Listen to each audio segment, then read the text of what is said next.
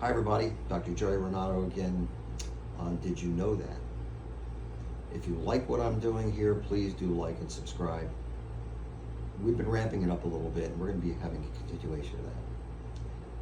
You know, I've been in the health business, health club business, fitness business, and then chiropractic school, and over 50 years old total. And I've been deeply committed to health.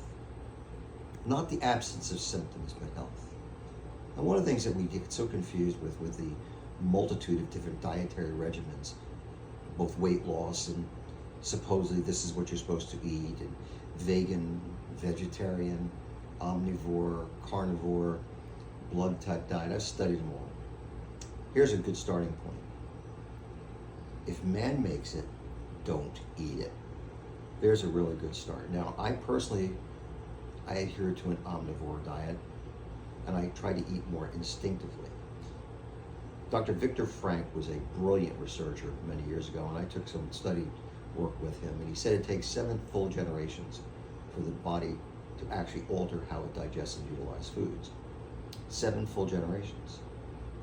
Why is it that the Inuit people can eat whale blubber and raw fish and have such an incredibly low incidence of obesity and heart disease?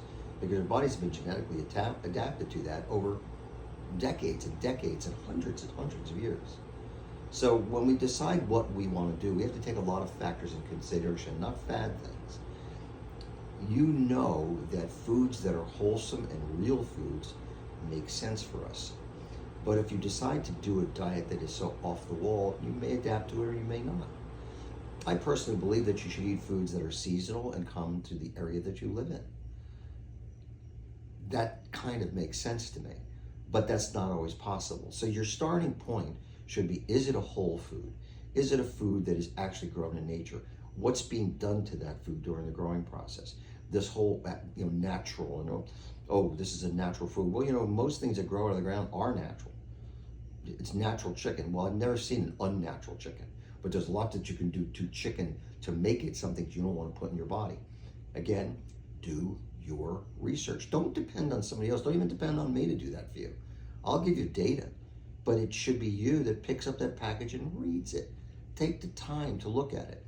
In a continuation of an earlier video, don't believe that it's not going to make a difference. It will make a difference in your life. The people that live in the blue zones, these are areas where people live robust, long lives, eat foods that are wholesome, natural, grown in their areas. They're a little bit isolated in most cases, with all exception of one place. They're foods that are just local to their locale. There's other factors that go into that, but the stuff that you consume in moderate quantities, we are grazers. Small meals during the course of the day, it stabilizes your blood sugar, keeps your body weight under control. So start to do the good research. Start to look at things that aren't the latest and the greatest thing, because there's always the latest and greatest thing. Foods that are natural foods in limited quantities are going to be a good starting point for you to get yourself on a road to health and vitality. Thank you very much, and God bless.